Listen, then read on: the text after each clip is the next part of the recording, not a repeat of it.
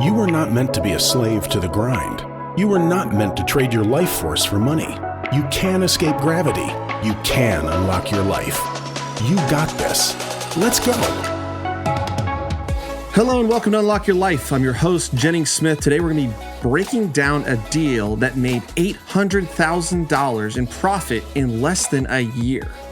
This is somebody that's in the deal room. This is not my deal. This is one of our students in our mentoring program, the Deal Room, and he's working a full-time W-2 job, making an $800,000 profit in less than a year. I'm going to get into the details of how we financed it, how he found it, how we got the down payment, and how he closed this deal with no money out of pocket, no experience, had no apartments, and is now putting a fairly large check into his pocket. So how did he do it? And more importantly, can you do it? Can you do the same thing if you learn how to do this stuff, and why and what that's going to mean to him and his future and his retirement, his kids, all that stuff. We're going to break it down right now. Okay. So we have a program. It's called the Deal Room. It costs $400 a month. And people that are in our Facebook group or following me on socials, if they reach out to me and they've already got a couple rental properties or they're in real estate, we interview them. And if they're qualified, they can join the program, right? And the program is a lot. It's one-on-one mentoring. It's group mentoring. It is our full course. It's a bullpen where they can submit deals. We can go over them live. It's loan sponsorship. It's capital raising. It's down payments for their deals. It's a network so that when you find a deal and you have opportunity, or you have capital that you've raised and you want to deploy it, you have opportunity to make that happen and to put real money in your pocket. So Mohit joined the Deal Room about a year ago.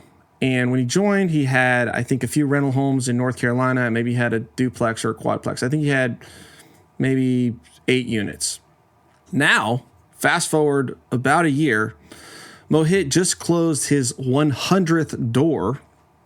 So super proud of him, super excited. He just closed an 18 unit last week with someone else in the Deal Room who brought the down payment. He found the deal, and this deal is as good, if not better, as the deal I'm going to describe to you. So let's break down this deal. It was $1.2 million for 32 units in Ohio. And we structured this deal like this, right? We had the primary loan, and the seller was willing to owner finance us, okay? Now, initially we went with a loan, right? Just a regular loan, and we got towards the closing time and the bank needed another week to extend, and the seller freaked out a little bit. And we had initially been under contract for 1.3, and he said, listen, I'll finance you, just close it on the timeline, but I'll finance the loan, and I'll also reduce the price by $100,000. I'll do it at 5% interest for 5 years. So it was a really just home run situation there that kind of came out of the blue. We didn't even necessarily ask him to owner finance it, but he did because he wanted a surety of close. He didn't want to deal with the banks, and he lowered our interest rate and he lowered the price. So that was a huge win out the gate. And he found this deal through a broker, right? This broker, I think she was more of a residential type realtor, but she had got this listing, this 32 units. A son owned it. He'd inherited it from his father. His father had passed away, and he didn't want to manage it anymore. He didn't want to deal with it. He just wanted the money and to be done with it. And so we were able to do that, and we got him cash at closing. So I think he loaned us, I think $750,000. And so he got $400,000 or $500,000 at closing, right, in down payment money. So where did this down payment money come from?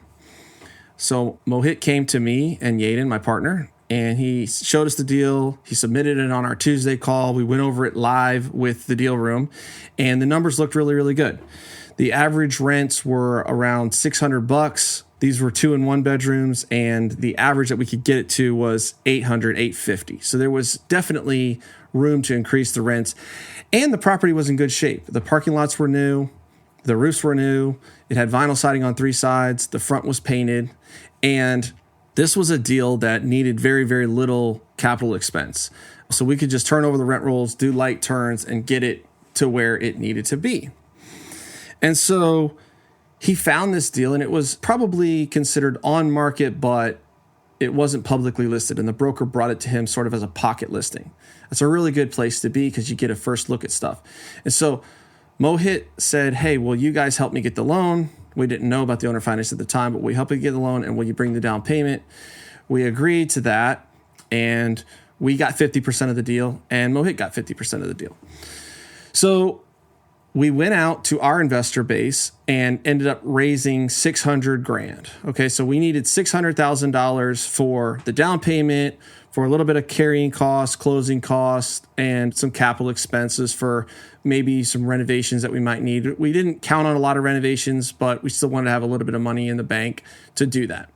So we borrowed $600,000 from a private money investor, right? So this person loaned us the money at 15% interest only for a 2-year term, right? So we had to pay monthly payments of 15% interest only on the $600,000.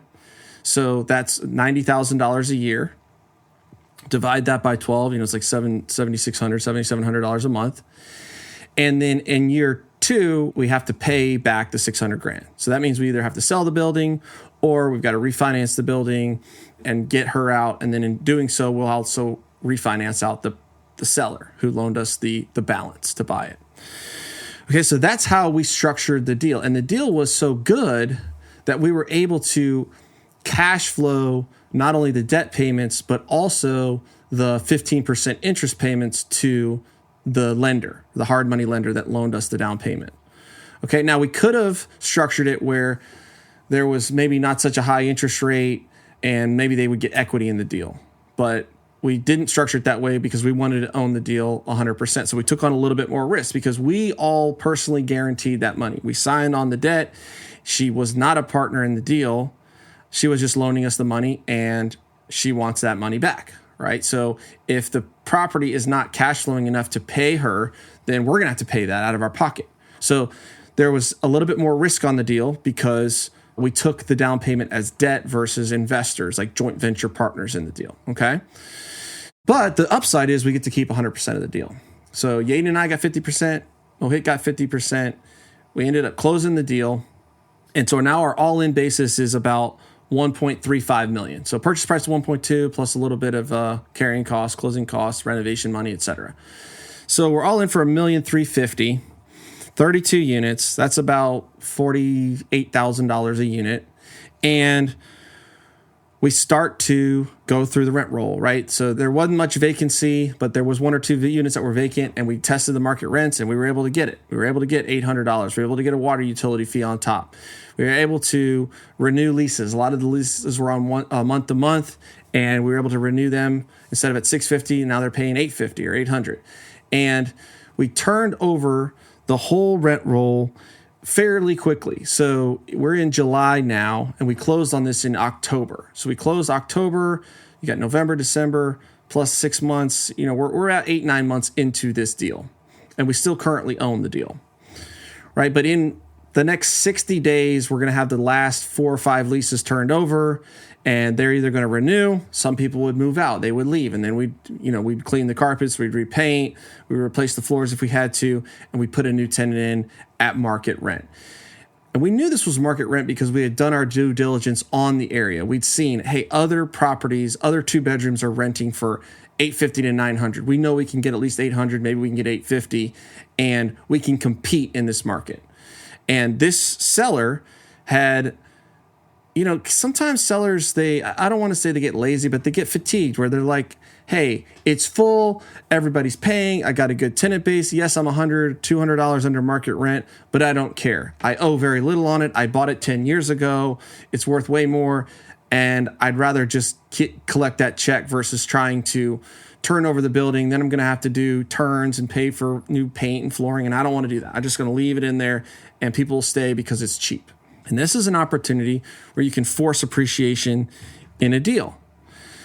So I want to go back before I talk about the end of the deal and how it ended up turning out. I want to talk about the person behind the deal. So Mohit is a engineer, right? Working a full-time job, and he's got some kids and he's married and he's got a lot of responsibilities on his plate.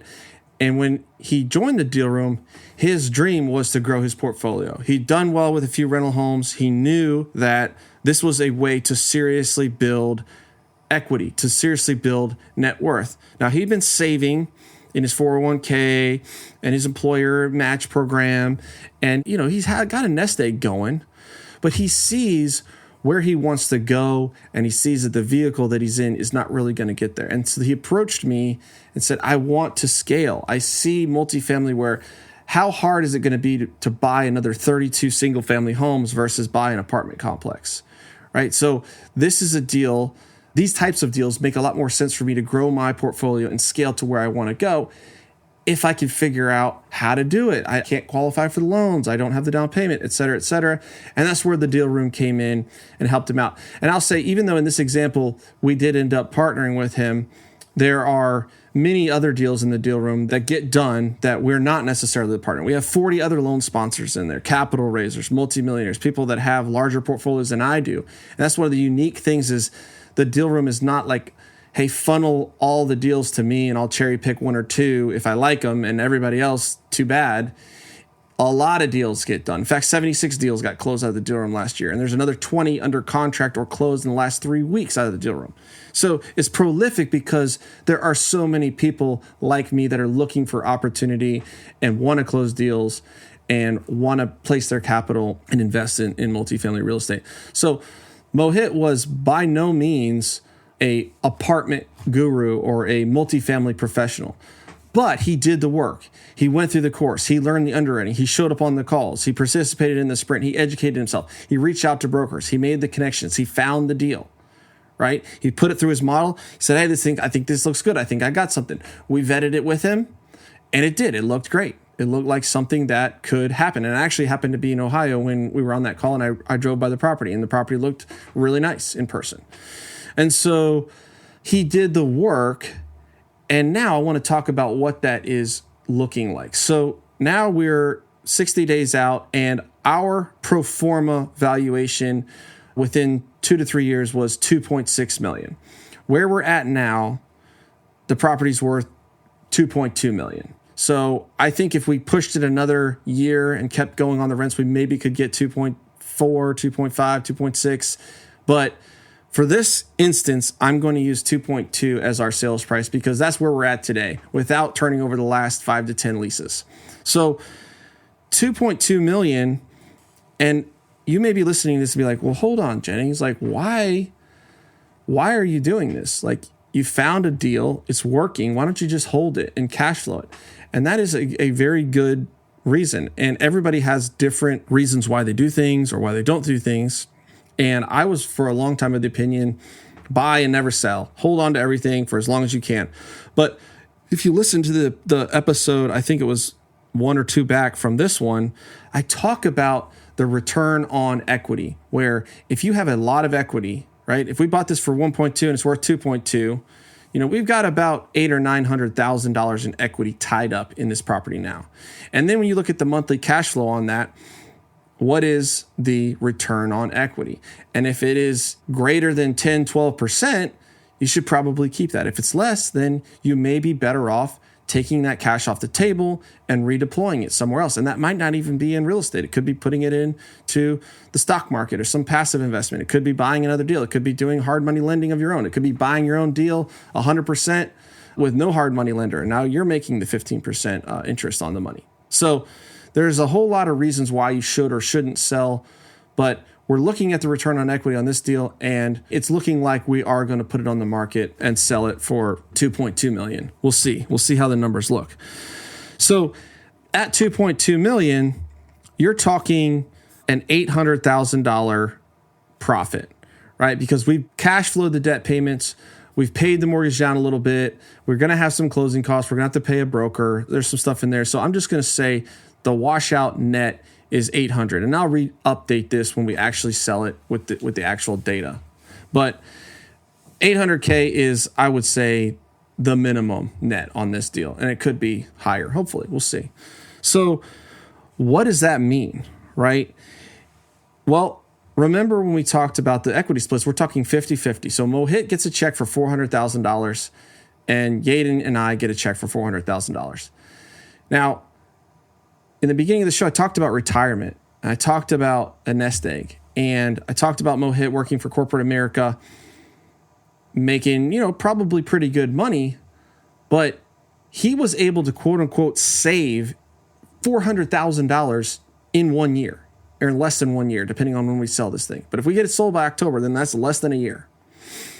Okay, $400,000, if you invest that and you have a 30-year timeline, it grows. We're going to get to what it grows to in a second.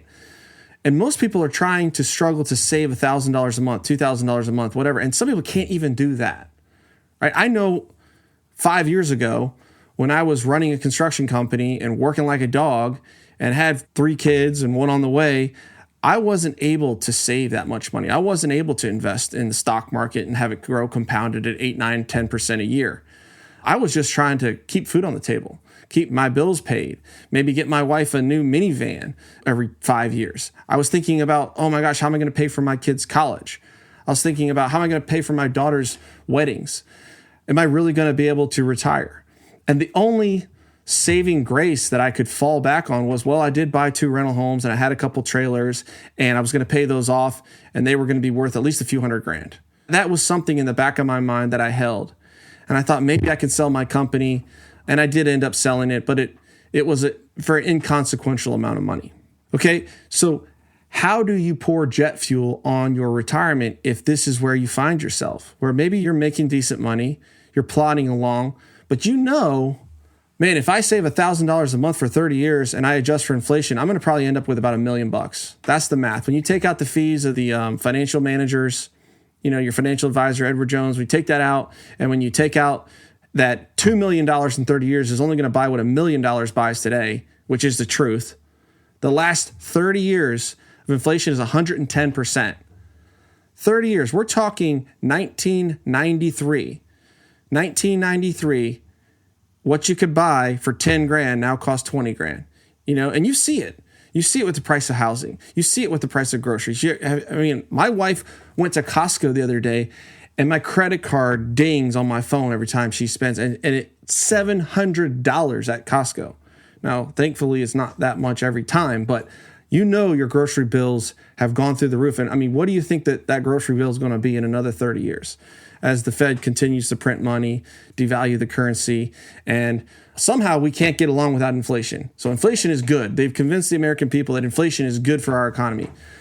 I don't know that I see it that way, but it is good if you're holding debt, and it is good if you're holding assets, if you're holding good debt, real estate-backed debt on stuff that is increasing in value, not debt on the latest car or the boat or whatever. That kind of debt is not helping you. And I hope you know that. If you're listening to this, you probably do. So if you're thinking that way, what's $1 million going to get you when you're 65 years old or 70 years old? I don't know how old you are listening to this, but if you're 35, 40, 45, I'm 40 years old, 30 years, I'm going to be 70. What's $1 million going to get me when I'm 70? Well, if I put it in a safe interest-bearing account, maybe I can get 4%, right? I can get 4% today. I don't know what I'll get in 30 years, but most of these advisors say you can kind of count on 4 to 5%. That's $3,300 a month. That's $3,300 a month. Well, you'll have Social Security. Maybe. I'm not convinced Social Security is going to be there when I grow up. My parents were baby boomers, right? I know that my generation cannot support the baby boomers with Social Security. They didn't pay in enough to carry their fair share. They were being carried by the generation before them, and we're supposed to carry them. I don't know how that's going to work out, so I'm not planning on that. I don't want to have to fall back on the government. I don't want to rely on the government.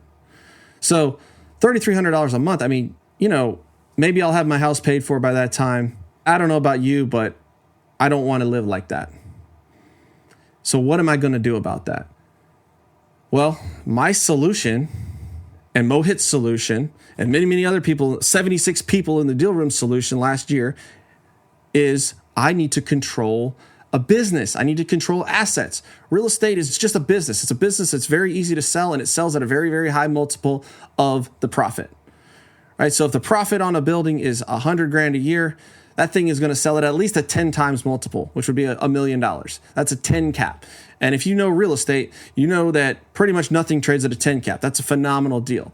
Stuff trades at a 6 cap, 5 cap even, 7 cap, 8 cap. So 5 cap would be a 20 times multiple.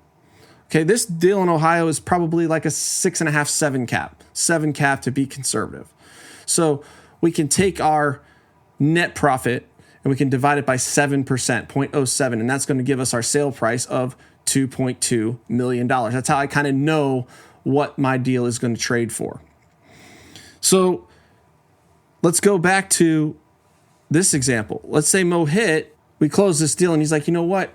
I'm done with real estate. It was fun while it lasted, but I don't want to do any more deals. I don't want to hustle anymore. I don't want to raise any more money. I don't want to find any more brokers, and I'm done. Okay, and I'm going to just forget all the other 70 units that he still has, right? Let's just isolate this. I'm going to keep my job at corporate America making 6 figures plus, and I'm going to live a decent, comfortable life, but I'm going to take that 400 grand and I'm going to put it into the S&P 500. The S&P 500 over the last 30 years has averaged 9.89% compounded, okay? So if you take that 400 grand, in 30 years, Mohit's going to come with $7.7 million, $7.679 million, okay? That's a pretty good nest egg, right? I think that I would feel fairly comfortable on that, right? Because now you're talking, what is that? That's $240,000 a year at 4% interest, right? So cut that in half because of inflation. So still 120 grand. If you're getting $10,000 a month and you don't have a mortgage and you don't have a car payment and you don't have any bills other than your, taxes and insurance and food, like, I'm not saying you're driving around a Rolls Royce, but you're doing all right. You've got enough to give. You've got enough to tithe to your church. You've got enough to go on vacation. You got something to pass down to your grandkids. Not even to mention, you're not even eating into that $6.7 million, the nest egg. It's still there. When you pass away, that goes on to your children, right? And that's from one deal. One deal, one time can change your life forever. Yaden and I are selling 4 or 5 properties right now. All right, we've got 1,000 units. We got 500 self-storage units. And we're selling off a couple hundred units right now. These deals, I'm not going to get into the personal details of those, but very conservatively, they're going to net multiple 7 figures for each of us. Okay? So if you take that and compound it out 30 years, I'll let you do the math. Punch in a couple $1 million, compounded at 9.89% for 30 years, and you got plenty, right? You're good. You don't ever have to worry about retirement or anything like that. Okay? And yeah, it took us 3-4 years to get where we are today. And yeah, that's not our whole portfolio. We still have a lot left, and we're still working. I'm still earning income. I'm still making deals happen. I'm still buying more stuff because I like it. It's fun. I enjoy it. But I don't have to worry about that rock in my life anymore, right? This is something that I can take this capital, redeploy it into, and I may not, I'm not saying I'd put millions of dollars in the stock market. I honestly would probably redeploy it into more real estate deals and stuff that industries I know how to make money with, and I know how to, make that grow. Probably a little bit better than 9.89% per year. I know I can beat that. But the point I'm trying to make is Mohit did this. He worked really hard for a year to figure this stuff out, to find a deal, to get it closed, and it's coming full cycle.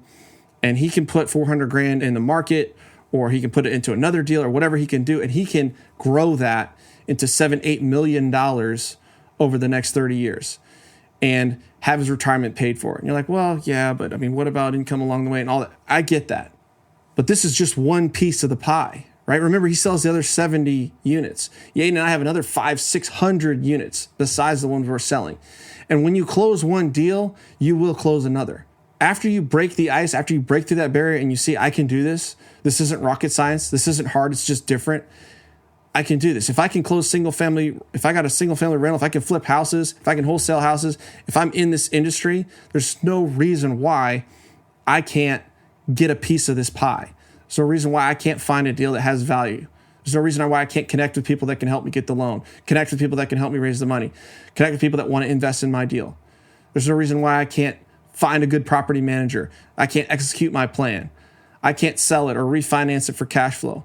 There's no reason, if I'm willing to make up my mind, make the commitment, and do one deal one time, I can at least take care of that looming problem that's hanging over all of our heads of we're going to get old.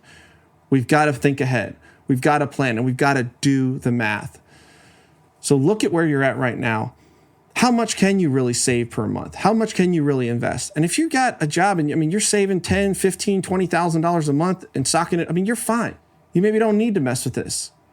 But if you're making a living, right? You're doing okay, but you need leverage. You need to control millions of dollars of debt, right? You need to be able to amortize debt. You need to be able to let the market and inflation work for you. You need to be able to sell that business at higher multiples than what you bought it at. Then you need to look into this asset class and see how you can start making that first deal work for you. And stop telling yourself all the excuses. I don't have the money. Neither did Mohit. I don't have the loan sponsorship. Neither did Mohit. I don't have any broker relationships. Neither did Mohit. I don't have any off-market deals. Neither did Mohit. And neither did the other 76 people that closed the deal last year. And neither did I when I started. You may be listening to me and thinking, well, yeah, you can do it. You got all this stuff. No. 4 years ago, I had 3 or 4 trailers and 2 rental homes, right? And I didn't have any of this going on, okay? It is possible. If you just, instead of saying, I can't do this, how could I? Who would I need in my life? What kind of connections would I need to build? How would I need to grow emotionally? What fears would I need to overcome? What skills do I need to build? What work do I need to put in to make this a reality? When you start thinking like that and you start shifting that mindset, that's when things happen for you. So guys, I appreciate you hanging out with me for 20, 30 minutes here, spending some time. It's our most valuable and precious resource, and it is running out. Don't live like you're going to live forever. You're not. Time is limited. Opportunity is limited. You've got to move, and you've got to move with intention. So make sure you spend some time this week to unlock your life. If you need an underwriting tool to get you started, if you want to talk about getting going on this journey to multifamily, hit me up. Hit me up on Facebook, Instagram, socials, whatever. I respond to all those messages. I'll engage with a conversation with you, and I know that I can help you. All right. Have a great week. Peace.